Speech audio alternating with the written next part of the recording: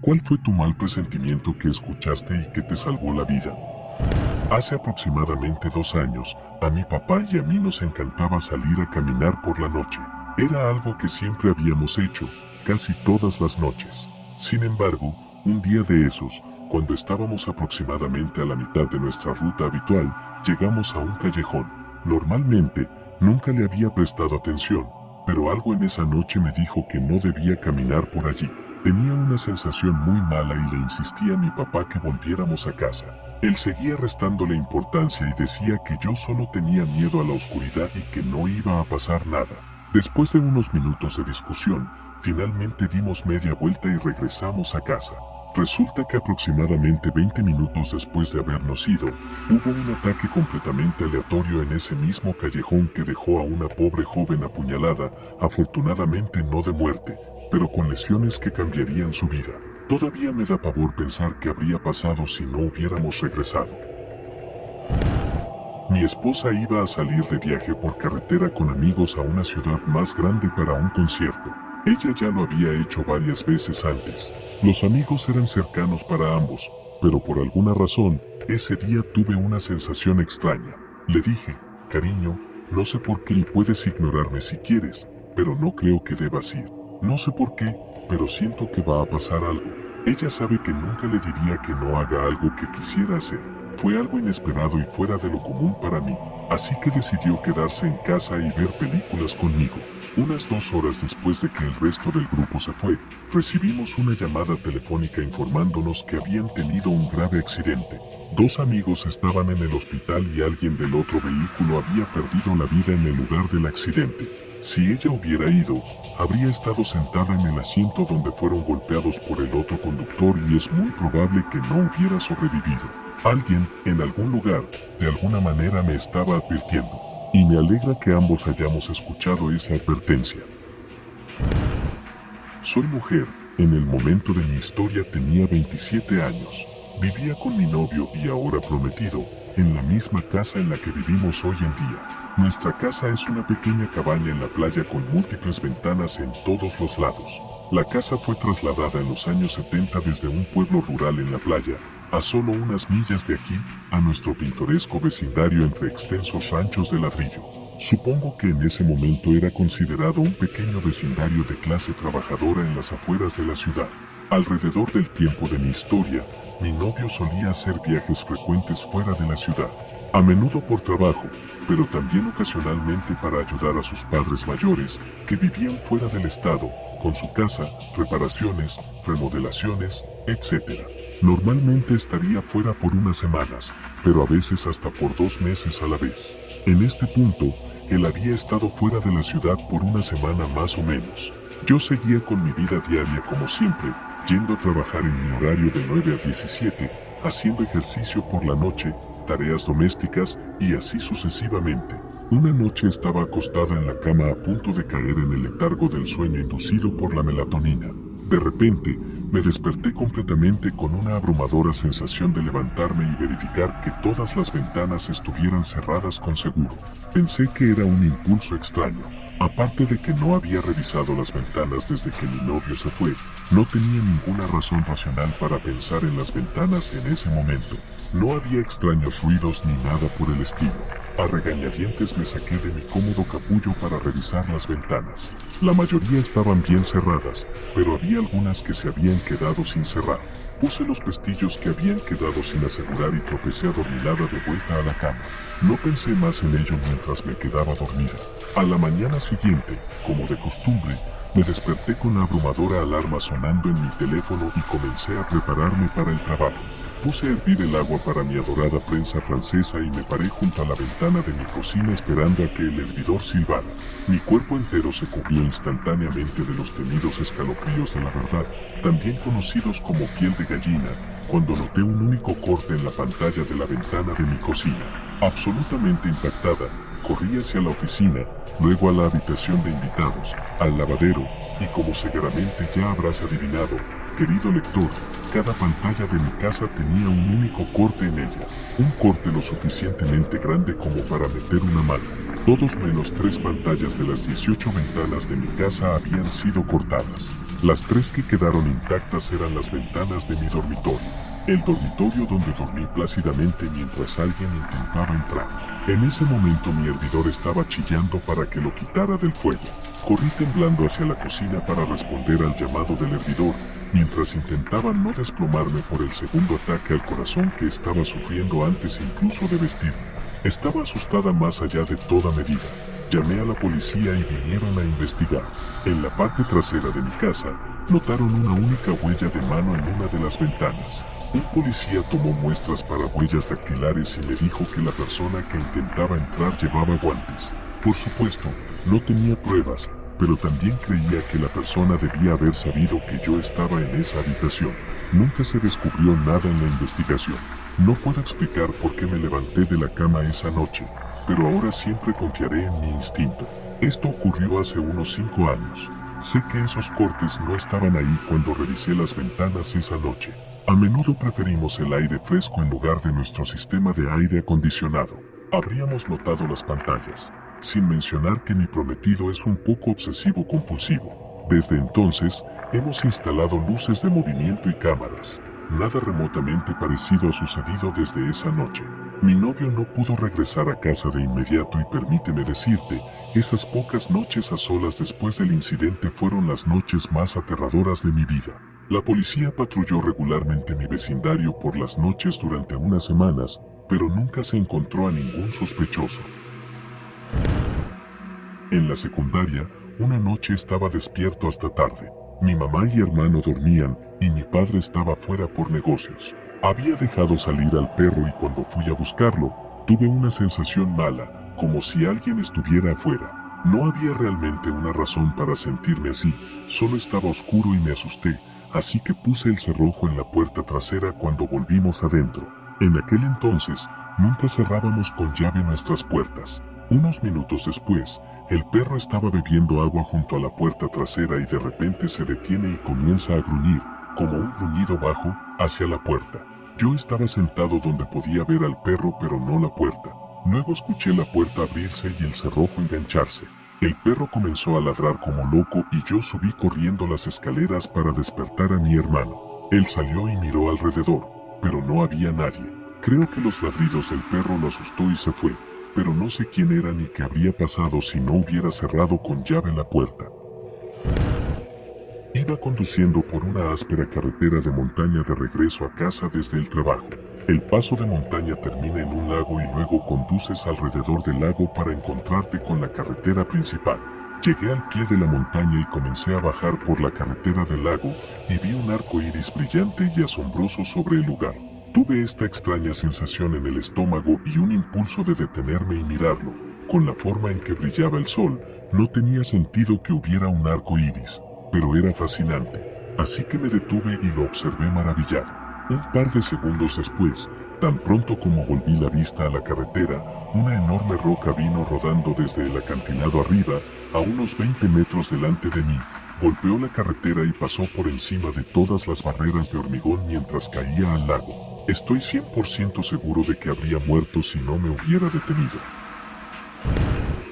Estaba embarazada en las primeras semanas, 5 a 6 semanas, y comencé a sentir unos dolores intensos en el lado derecho de mi abdomen. Eran tan extremadamente dolorosos que me despertaron en medio de la noche y no podía hacer ruido ni moverme. Fui al médico al día siguiente y él dijo que estaba histérica y que es completamente normal sentir dolor cuando estás embarazada. Se negó a llevarme a un ginecólogo obstetra y dijo que podía ir a una clínica privada si era tan importante. Fui a una ecografía privada y resultó que mi embarazo era ectópico, estaba en mi trompa de falopio, y mi trompa se había roto, estaba sangrando internamente. Me llevaron de urgencia al hospital y esa noche me operaron para tratar mi problema. Si no hubiera reservado esa ecografía, habría perdido la vida esa noche mientras dormía. Hace años, salí a mi jardín por la noche, después de que mi esposo se había ido en un viaje por carretera minutos antes, y vi un par de zapatillas en la oscuridad en el espacio entre la cerca y nuestra casa. No pensé, y simplemente dije en voz muy alta, ¿qué estás haciendo ahí? Cuando no respondió, grité, sal de mi jardín. Murmuró sí, señora y se alejó rápidamente. También sin pensar, Agarré un cuchillo de la parrilla que casualmente estaba allí, atravesé la casa hasta las ventanas del frente y lo vi agazapado junto a mi auto en el camino de entrada. Llamé a la policía, llegaron, descubrimos que alguien, probablemente el mismo tipo, acababa de entrar en la casa de nuestro vecino y robarle una pistola. La policía me dio una charla condescendiente sobre los riesgos de enfrentar a un criminal, pero estoy convencida de que mis instintos me salvaron de una experiencia horrible y que hubiera alterado mi vida de forma permanente. Nosotros, los humanos, somos animales y un animal sabe cuando otro luchará con todas sus fuerzas. Después de eso, instalamos un sistema de alarma, y el tipo volvió varias semanas después. Miré hacia arriba y lo vi en nuestro porche, a unos 6 metros de la acera. Llamé a la policía nuevamente. Esta vez enviaron a un equipo SWAT y atraparon al tipo. Resultó ser un violador en serie que habían estado buscando durante años. Tenía 18 años, recién salí de la escuela secundaria y conseguí trabajo en una pizzería nueva. El equipo estaba formado por chicos jóvenes de mi edad. Rápidamente me hice amiga de otra chica que trabajaba allí, pero también había un chico, quizás 1 o 2 años mayor que yo, que simplemente me daba las corazonadas más extrañas. Me sentía incómoda cerca de él. No hizo nada explícitamente raro, me coqueteaba y me pedía mi número, pero yo tenía novio, ahora mi esposo, y siempre lo rechazaba. Él nunca fue grosero al respecto, así que no tenía una razón concreta para sentir que algo no estaba bien con él, pero lo sentía. A veces, mientras trabajaba, tenía la sensación de que alguien me estaba observando, y luego me daba vuelta y él me estaba mirando desde el otro lado de la cocina. Recuerdo haberle dicho a la chica que había hecho amistad que algo no me cuadraba con ese chico y que me ponía la piel de gallina. Otro compañero, que había ido a la escuela con el chico, escuchó la conversación y me dijo que lo entendía. Su amigo podía ser intenso y desconcertante, pero era inofensivo. La otra chica y yo tratamos de hacer chistes al respecto, pero ella estuvo de acuerdo en que algo simplemente no se sentía bien. Siempre trabajaba el turno de noche para poder comenzar después de mis clases universitarias y trabajaba hasta el cierre. Una noche, el chico espeluznante terminó su turno tal vez 1 o 2 horas antes del cierre y yo estaba programada para cerrar. Así que se fue a la hora que le correspondía y yo trabajé hasta el cierre. Cuando salí y me dirigí a mi auto, alrededor de las 1 de la mañana y completamente oscuro, noté a alguien más en el estacionamiento. Era el chico espeluznante y simplemente estaba parado allí, observándome. Su auto aún estaba allí, así que no estaba esperando a alguien que lo llevara o esperando un bus, simplemente se quedó allí a que yo saliera. Entré a mi auto y me sentí increíblemente inquieta por toda la situación, así que me fui, regresé a mi apartamento. Le conté a mi pareja lo que había sucedido y luego le envié un mensaje a mi jefe diciendo que lo lamentaba, pero que el chico raro me estaba haciendo sentir tan incómoda que no podía seguir trabajando allí y esa había sido mi última noche. Nunca regresé. Un mes después, vi en las noticias que el chico espeluznante de la pizzería había seguido a la otra chica del trabajo, la que había sido mi amiga, una noche después del cierre. Había esperado afuera de su casa en la oscuridad, entró cuando todos estaban dormidos, mantuvo de rehenes a ella y a su padre y la agredió durante horas mientras la policía y el equipo SWAT intentaban sacarlo de la casa. Todavía pienso mucho en ella y en ese momento sentí genuina culpa por lo que le sucedió, como si hubiera podido hacer algo para evitarlo. Esta es una historia de hace unos 10 años, yo tenía 16 a 17 en ese momento. En ese momento, simplemente lo pasé por alto porque no me pasó nada malo y lo atribuía. Supongo que estas cosas le suceden a una mujer cuando camina sola por la noche. Pero ahora, al mirar hacia atrás, me doy cuenta de lo realmente espeluznante que fue. Estaba volviendo a casa sola un jueves por la noche después de salir a un pub con algunos amigos. Habíamos estado en una zona muy céntrica de la ciudad, así que tuve que tomar un autobús sola para llegar a mi barrio residencial. Había hecho este trayecto cientos de veces, así que no lo veía como peligroso, especialmente porque vivo en un barrio bastante agradable. Eran aproximadamente las 11 de la noche, pero como vivía en una zona residencial y era mitad de semana laboral, cuando bajé del autobús en mi parada estaba completamente desierta y no había nadie alrededor. Nuevamente, esto no me asustó, especialmente porque solo hay unos 5 o 10 minutos a pie desde la parada de autobús hasta mi casa. Cuando doblé por una larga calle residencial que llevaba hacia mi casa, noté a un hombre caminando más adelante en la calle. Esto me puso un poco nerviosa, pero me tranquilizó el hecho de que me daba la espalda y caminaba alejándose de mí por la calle. A medida que seguía caminando por la calle, noté que el hombre se dio la vuelta y me miró. Está bien, pensé, siempre me doy la vuelta cuando escucho a alguien caminando detrás de mí por la noche, así que no hay nada raro en eso. Pero noté que a medida que avanzábamos más por la calle, él seguía haciéndolo, seguía comprobando que yo seguía caminando en la misma dirección que él. En este punto, estaba empezando a ponerme bastante nerviosa, especialmente porque era consciente de que éramos las únicas dos personas alrededor.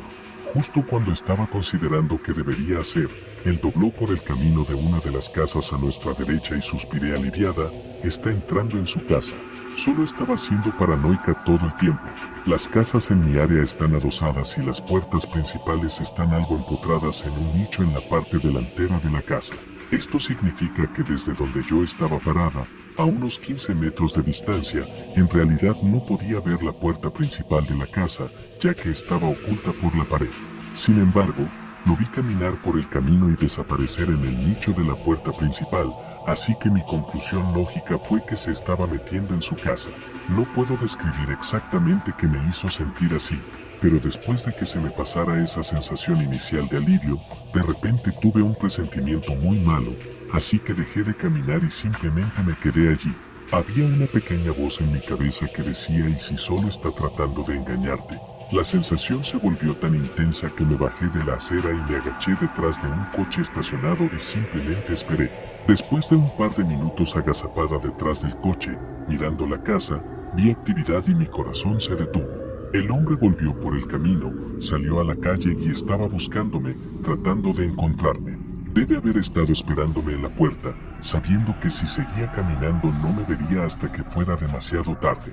Desafortunadamente para él, su escondite también significaba que no podía verme, así que cuando no pasé como él anticipaba, tuvo que salir nuevamente a la calle para tratar de averiguar dónde estaba yo.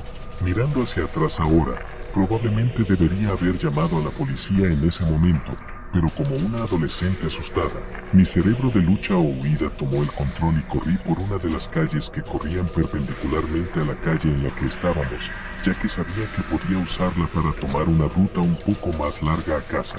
No dejé de correr hasta que llegué a casa, donde rápidamente cerré la puerta con doble llave detrás de mí. Increíblemente, ni siquiera se me ocurrió despertar a alguien de mi familia.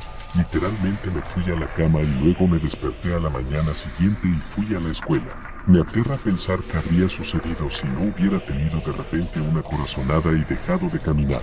Parte de mí piensa que, en algún nivel subconsciente, mi cerebro debe haber registrado que no escuchaba la puerta principal cerrarse después de que el hombre se había acercado a ella y, por lo tanto, activó una alarma en mi cabeza, pero en ese momento no tenía conciencia de esto. Lección aprendida: confía en tu instinto. No es mi historia, sino la de mi madre. Yo tenía 5 años y caminaba con mi mamá para visitar a una amiga. Íbamos a almorzar y ver a su nuevo gatito.